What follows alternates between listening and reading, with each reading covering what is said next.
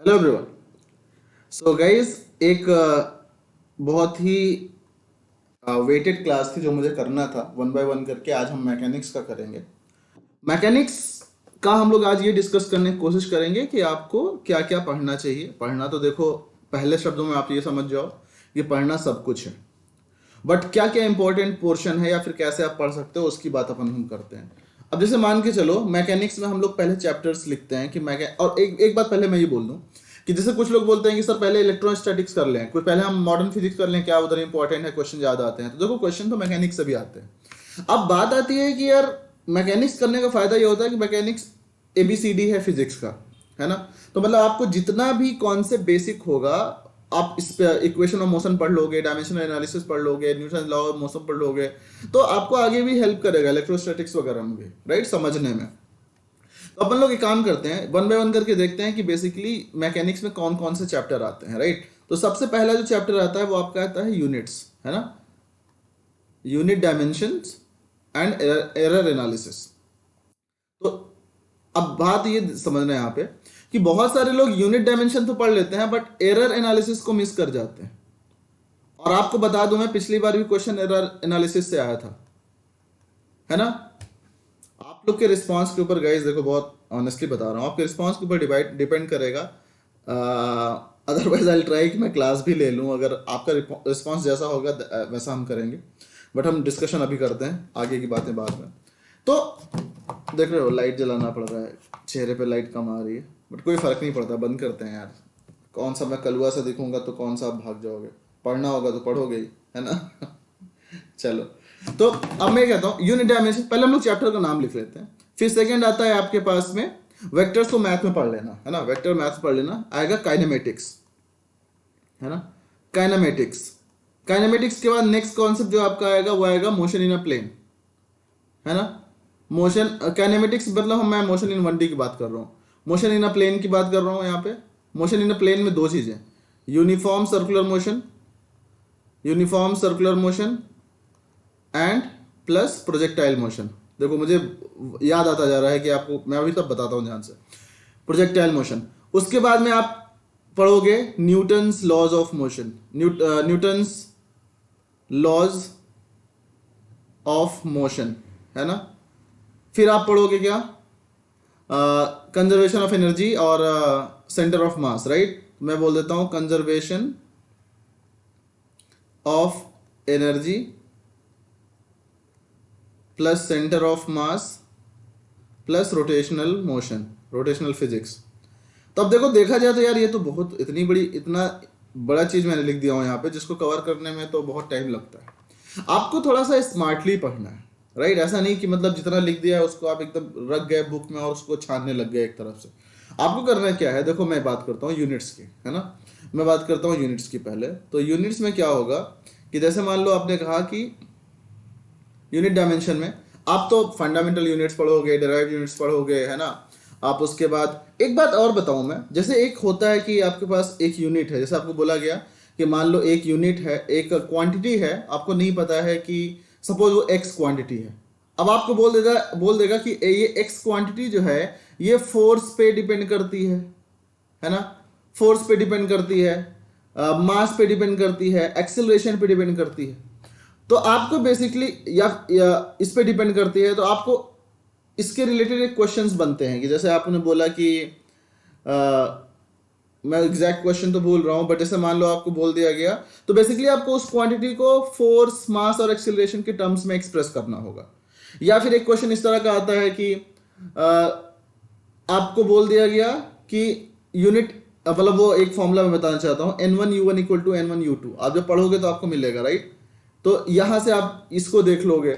उसके बाद में आप क्या देख लोगे, डायमेंशनल एनालिसिस में आप एरर्स देख लोगे, डिफरेंट डिफरेंट तरह के यूनिट्स पढ़ लोगे, राइट। वो सब आप बेसिक पढ़ोगे। आपको मेनली फोकस करना है आके आके एरर एनालिसिस में, है ना। एरर एनालिसिस से क्वेश्चन पिछली बार आया था। और डायमेंशन एनालिसिस, डायमेंशन का एक क्वेश्चन तो सिंपल पूछ ही लेता है कि भाई टॉर्क का क्या है, प्लैंक्स कांस्टेंट का क्या है, ये सब आप जो है पढ़ लेना।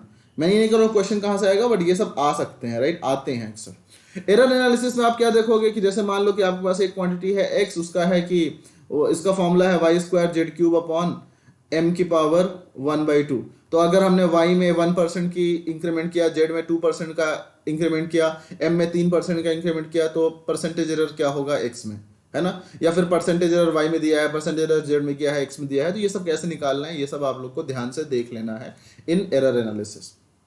करेक्ट। अब बात करते हैं दूसरे चैप्टर की, हम आते हैं काइनेमेटिक्स में, है ना। काइनेमेटिक्स मतलब आप समझ लो कि हम आपको बात करना है उसका इक्वेशन ऑफ मोशन का। इक्वेशन ऑफ मोशन आपको तीन पता है, v बराबर यू प्लस ए टी, है ना। v बराबर u plus a t, s बराबर u t plus half a t square, है ना। फिर आपका हो जाएगा तुम्हारा v स्क्वायर बराबर यू स्क्वायर प्लस 2as। लेकिन एक बहुत ही इंपॉर्टेंट फॉर्मूला है कि distance travelled in nth second, है ना, u plus half a into 2n-1। मैं चेक कर लेना एक बार a यहाँ पे होता है कि नहीं होता है, मैं कंफ्यूज हो रहा हूँ थोड़ा सा यहाँ पे 1/2। तो ये जो distance travelled in nth second वाला फॉर्मूला होता है ना, इसको जरूर पढ़ लेना आप, ठीक है। अब जब इसमें पढ़ोगे तो आप इसमें क्या क्या पढ़ोगे, आप पढ़ोगे कि एरिया बराबर dv बाई डी टी, है ना। तो आपको v बराबर हो जाएगा क्या, a dt, है ना, इसका इंटीग्रेशन। तो इतना इस तरह से नहीं पढ़ना है, मैं डिफरेंट तरीके से पढ़ता हूँ मैथमेटिक्स में रिलेट करके। तो आपको बेसिकली पता है कि अगर आपको vt ग्राफ दिया हुआ है, vt ग्राफ आपको दिया है तो उसका स्लोप क्या होगा, एक्सेलरेशन होगा। एक्सेलरेशन टाइम ग्राफ दिया है तो उसका स्लोप क्या, उसका एरिया क्या होगा, वेलोसिटी दे देगा। या फिर आपने बोला कि अगर वेलोसिटी और टाइम ग्राफ दिया है तो उसका एरिया आपको डिस्प्लेसमेंट दे देगा, डिस्टेंस दे देगा। तो ये जो क्वेश्चन निकलते हैं ना एरिया से, वो बहुत अच्छा क्वेश्चन होता है। करेक्ट, उनको पढ़ लेना है। उसके बाद काइनेमेटिक्स पढ़ने के बाद में आप क्या करोगे, ये पढ़ोगे, उसके बाद आप रिटार्डेशन वगैरह वाली चीजें देख लोगे। अच्छा एक बात बताता हूं कि आपको ना ऐसे फोकस करना है, जैसे यूनिट्स डायमेंशन की बात करूं, है ना, यूनिट डायमेंशन का। तो यूनिट डायमेंशन को आप ऐसे करो कि आप 2 घंटे थ्योरी पढ़ो, है ना, और ज्यादा क्वेश्चंस करो। 4 घंटे आप क्वेश्चन, हो सकता है 4 घंटे के लिए आपको क्वेश्चन मिले ही ना। आपको करने के लिए क्या बोला है मैंने, आप कोई भी एक बुक उठा लेना। कुमार मित्तल मैंने बोला ना कि आप स्टेट आपके पास जो हो, ज्यादा परेशान मत होना, जो भी स्टेट बोर्ड की बुक हो उस बुक से पढ़ना है आपको, कुमार मित्तल की उठा लो। और उसके बाद इस बुक के पीछे जो सब्जेक्टिव क्वेश्चन दिए होते हैं ना उसको करना है, सॉरी ऑब्जेक्टिव क्वेश्चन जो दिए हैं उसको करना है आपको। कुमार मित्तल के स्टेट बोर्ड का कोई भी बुक लिया, उसके पीछे के जो सब्जेक्टिव क्वेश्चन दिए हैं उसको कर लेना। काइनेमेटिक्स में भी सेम चीज करना है आपको, क्वेश्चंस ज्यादा फोकस करना है। 2-3 घंटे में आपने पढ़ा थ्योरी और 3-4 घंटे आपने क्वेश्चन लगा लिया। मतलब ऐसे मैं बोलूं कि आपको इसमें अराउंड 50 क्वेश्चन लगा लेने चाहिए, है ना। और काइनेमेटिक्स में आपको भी सेम तरीके से मैं बोलूंगा 60 से 70 क्वेश्चन आपको लगा लेने चाहिए, बल्कि उधर कम कर दो, इधर बढ़ा दो, है ना। आगे की बात करते हैं। काइनेमेटिक्स के बाद में आपका कॉन्सेप्ट हो जाता है next, that is unit dimension. Kinematics के बाद में आपका आएगा, हमने क्या देखा था, मोशन इन अ प्लेन, है ना, मोशन इन अ प्लेन। अब मोशन इन अ प्लेन में आपको जो देखना है, एक तो देखना है यूनिफॉर्म सर्कुलर मोशन। अच्छा, यूनिफॉर्म सर्कुलर मोशन में ना एक बहुत अच्छा क्वेश्चन बनता है बैंकिंग वाला, जो आपको याद हो कि tan थीटा बराबर v square upon R G, याद है। कोई कार है वो ऐसे टर्न ले रही है ना, तो कितने एंगल से जाना चाहिए जिससे कि वो स्लिप ना हो। तो इसमें बड़ा अच्छा सा कॉन्सेप्ट होता है कि v square must be greater than और equal to r g tan theta, है ना। फ्रिक्शनलेस सरफेस है, फ्रिक्शन है तो म्यू आर जी हो जाता है। तो अब प्रोजेक्टाइल मोशन, दूसरा कॉन्सेप्ट आएगा प्रोजेक्टाइल मोशन, है ना। देखो ध्यान से, यूनिफॉर्म सर्कुलर मोशन का आपको सब कुछ याद करना है कि पिछले एक बड़ा सिंपल सा क्वेश्चन आया था related to centripetal force, M V square by R, है ना, एम आर ओमेगा स्क्वायर, है ना, ये v बराबर आर ओमेगा, इनका relation, linear velocity, angular velocity, ये फॉर्मूले पढ़ने इनको। ऐसा नहीं है कि आपको बहुत डेप्थ में चले गए हो, क्वेश्चन जेई मेंस के लगा रहे हो। आप एक बार थोड़ा सा पढ़ के फॉर्मूला लिख के आप एक नोट्स बनाते जाओ, आप एक नोट्स बनाते जाओ, और वो नोट्स आपके काम का है, और उसके बेस पे आप क्वेश्चंस लगाओ।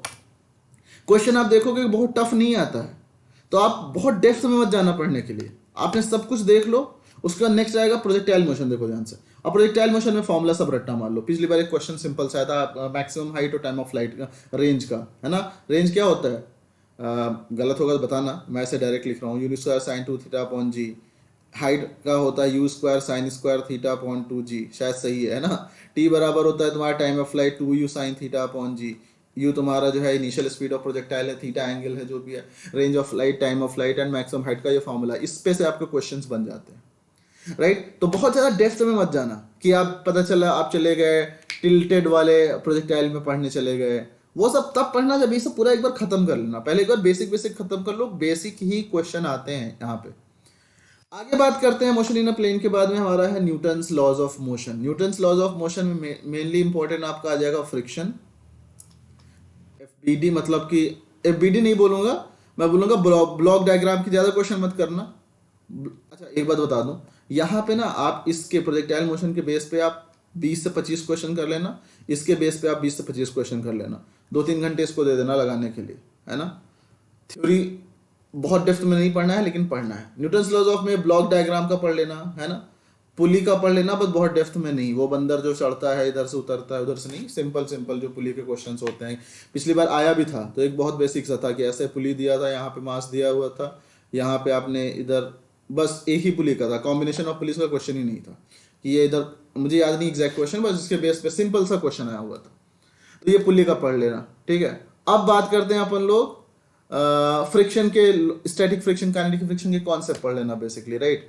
और अब इसमें आता है तुम्हारा वो वाला सेकेंड लॉज ऑफ मोशन जो होता है ना, एफ बराबर एफ एक्सटर्नल बराबर D delta P by delta T, rate of change of momentum, है ना। तो इन सब की यूनिट्स तो पढ़ना ही है। और ये लीनियर मोमेंटम जैसे ही आता है ना तो बड़ा इंपॉर्टेंट सा कॉन्सेप्ट बन जाता है थ्योरी में कि लीनियर मोमेंटम भैया कब कंजर्व्ड रहेगा, है ना। ये सारी चीजें आप पढ़ लेना, कौन सा कंजर्वेशन ऑफ एनर्जी डिनोट करता है, कौन सा कंजर्वेशन ऑफ लीनियर मोमेंटम होता है, ये सारी चीजें आपको पढ़ना है। आगे बात करते हैं इंट्रोड्यूस लॉस ऑफ मोशन के बाद में, तो आपका आ जाता है centre of mass, conservation of energy. तो सेंटर ऑफ मास में आपको बहुत ज़्यादा डेप्थ में नहीं जाना है, आपको पढ़ना क्या है कि भाई सेंटर ऑफ मास बेसिकली होता क्या है। जैसे मान लो कि आपका ये ओरिजिन है, एक मास यहाँ पे है, पहले तो पार्टिकल्स का सेंटर ऑफ मास ना, ये मास m1 है, ये मास m2 है, ये यहाँ से r1 डिस्टेंस पे है, ये यहाँ से r2 डिस्टेंस पे है, तो इसका इन दोनों के सिस्टम का सेंटर ऑफ मास कहाँ होगा ना, sigma mi ri upon sigma are आई ना, m1 r1 plus m2 r2 upon r1 plus r2 upon m1 sigma mi upon m1 plus m2 ये होता है, राइट। तो ये आपको सेंटर ऑफ मास का पढ़ना है, सेंटर ऑफ मास की कंजर्वेशन पढ़ना है, उस पर नेट फोर्स क्या होता है वो सारी चीज़ें पढ़नी है। उसके बाद आप रोटेशनल फिजिक्स में आओगे तो बहुत ज़्यादा डेप्थ में रोलिंग मोशन वगैरह मत चले जाना। आपको पढ़ना है मोमेंट ऑफ इनर्शिया सबका, लीनियर मोमेंट, लीनियर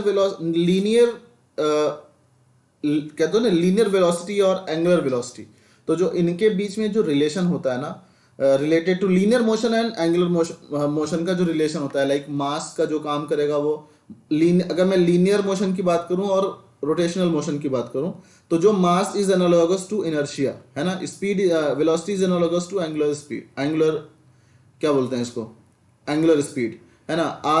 एक्सेलरेशन को अल्फा, है ना।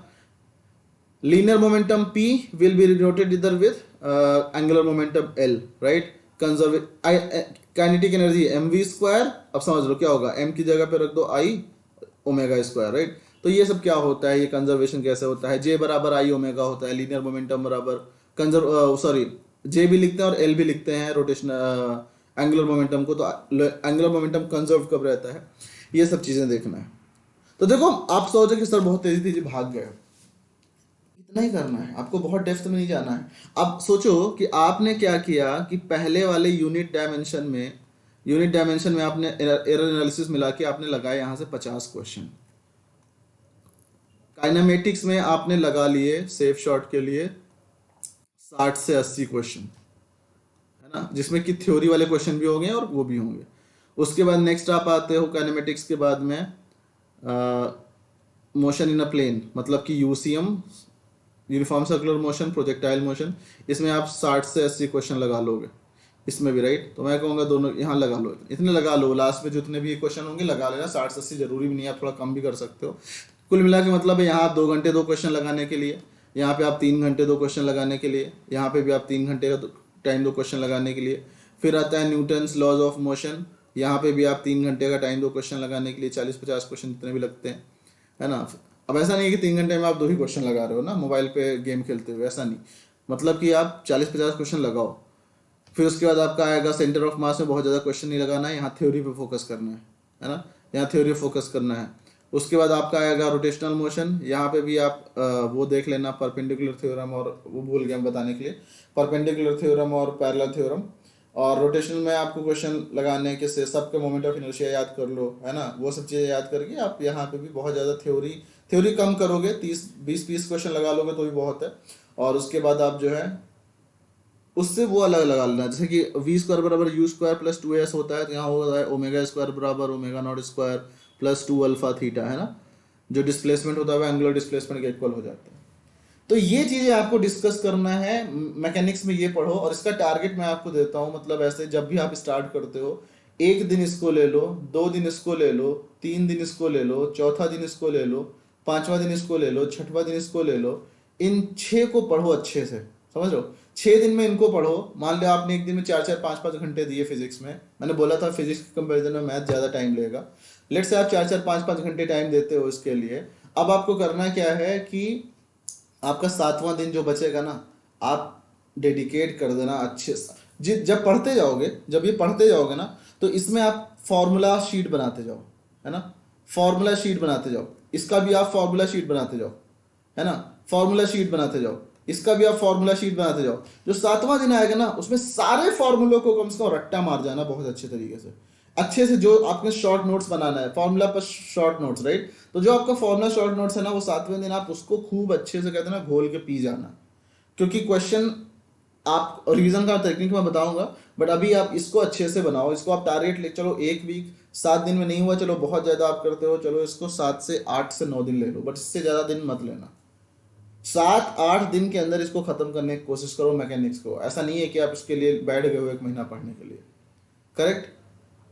तो that's it guys, I hope कि आपको ये अच्छा लगा। जैसा भी होगा आप मुझे एकदम कमेंट करके बताइएगा। अपन लोग नेक्स्ट वीडियो में मिलेंगे, डिस्कस करेंगे आगे कॉन्सेप्ट दैट इज इलेक्ट्रोस्टैटिक्स, या फिर कोई भी नेक्स्ट कॉन्सेप्ट आप कमेंट करके बताना क्या चाहते हो। अपन डिस्कस करेंगे सब कुछ। थोड़ा सा प्यार बनाए रखिएगा, मोटिवेशन बढ़ाए रखिएगा। मिलते हैं फिर नेक्स्ट वीडियो में, राइट। तब तक के लिए बाय बाय, शब्बा खैर, गुड नाइट, आदाब, सत श्री अकाल, जो भी होता है, बाय बाय।